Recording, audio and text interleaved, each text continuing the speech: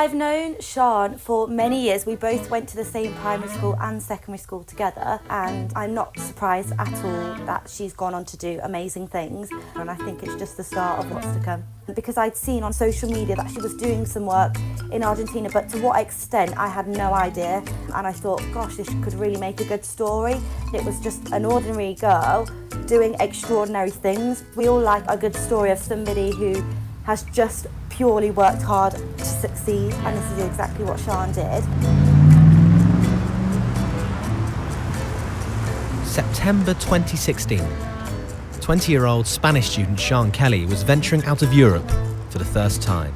Of course, as a young female moving 7,000 miles from home, I think there were some reservations at first, but I think with this sort of thing you just have to go for it, and I think it was an opportunity that I couldn't really miss. She had to spend a year in a Spanish-speaking country as part of her degree and stumbled on an advert looking for cricket coaches in Argentina. Going from Solihull to the centre of Buenos Aires was a massive culture shock. Combining her passions for cricket, languages and women's sports, it was the perfect opportunity, but the early stages were tough. I did pretty much land right in the middle of Buenos Aires, so I didn't really leave my flat for the first couple of days or weeks. I was a bit scared to leave. But Sian was determined. She'd become the first female head coach of the Argentina women's cricket team. But it was about much more than that. I didn't even know that they play cricket in Argentina, let alone women's cricket. And I think that's something that we're trying to change. We're trying to raise the awareness of cricket in South America, especially more recently with the women. They're starting to get more teams. So I think it's definitely exciting for the future, and I think I'd love to raise the awareness of the amount of cricket that's going on over here. Did you quite like the challenge of going into a country where women's cricket isn't really up and running too much and trying to make something happen? Like, how much of a motivator is that for you?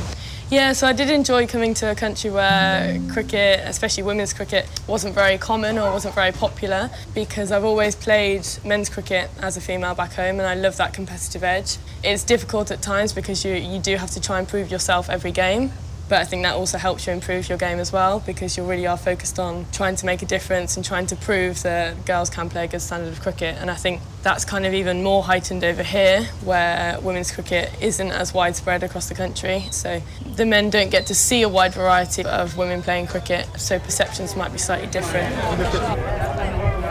Sian is starting to change those perceptions. She also coaches the next generation of female cricketers in Buenos Aires, known as the Mini Flamingos. Dale, dale, dale. Bien, festejamos, dale, festejamos. Hicimos un wicket. ¿Qué es esto? You like cricket when Sian is the coach. Buen tiro.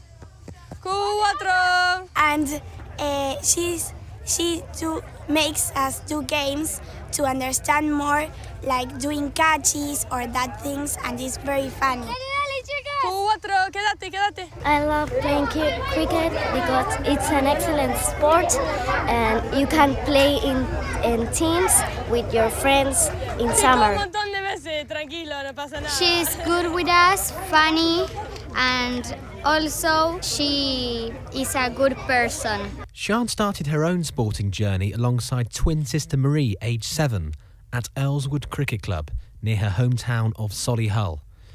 They formed part of the club's first ever girls team, but it wasn't until she'd grown up that Sian really appreciated the positive impact it had on her. The main reason why I'm so passionate over here about developing cricket, especially in Argentina and the rest of the Americas, is mainly because I want to make sure that girls over here have the same sporting opportunities that I was lucky enough to have in England. So obviously you also coach and help coach youngsters as well. How much does it mean when you see them having fun, Yeah. and you play a part in making that happen? So yeah, I think one of the best things for me personally about being here is seeing these little girls' faces when they take a catch for the first time or hit their first 4 or first 6, or even when they answer a question when I say, what's a wide ball, and you see their eyes light up and they say, I know. So I think that's the most exciting and rewarding thing for me. Nice, good shot. Good head position. Sian is just as popular with members of the national women's side. Despite being in her early 20s and younger than many of the players, she has their full respect and friendship. Sian is a very good coach, first of all, because she is a woman. We were used to be coached by men, because that's the most common thing. So she's a woman, so she can understand us better than men. And apart from that, she comes from England, so she knows a lot of the game. She is a very experienced coach. So for us, that gives us a lot of advantages against other countries. So we are very lucky to have her here. When I met Sian 3 years ago, she was a really, really good coach. She still is a good coach. But now I know her as a person. She is one of my closest friends here in cricket. We go out many times. We share too many moments here in cricket. One of the best moments personally as a coach I had when I was been coaching the national team was shortly after the South American Championships. Argentina had lost to Brazil in the final and the girls were gutted. So we actually invited Brazil, who are our big rivals. We invited them for a series in March and we ended up winning the series. The girls put in it was quite a close series and we came out as winners, and it was just really nice as a coach to see the transformation that the girls had made and the work that they'd put in, like paying off, and seeing that sort of tangible change in a short amount of time.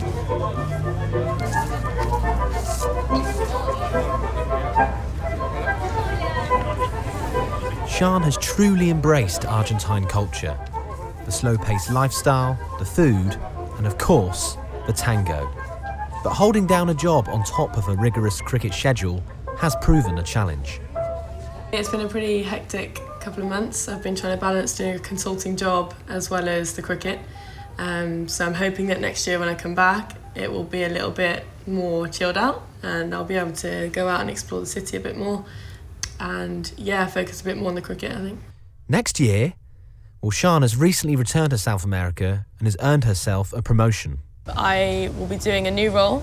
I'll also be the women's head coach again, but I will be doing the role of women's development officer, which will be really nice because I'll be able to try my hand at a more strategic role, and I'll be in charge of organising tournaments and making sure that individual clubs are getting girls playing and providing coaching for them, so that's really exciting. I do have to pinch myself sometimes that I'm the head coach of the national team.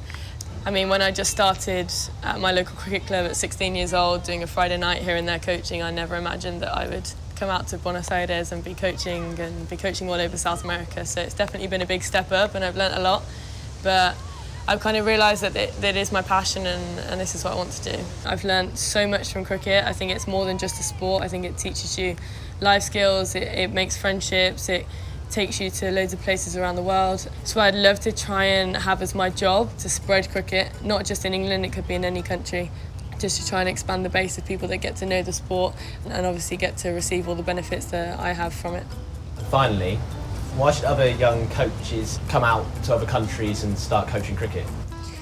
Some advice that I would give to young coaches, especially female coaches, is to just go for it. I think look for positions that might interest you and don't doubt yourself, think, why not, just go for it. I think the market for women's cricket is growing massively. There are a lot more people playing, particularly in England, but in other countries across the world, there's cricket in every single country.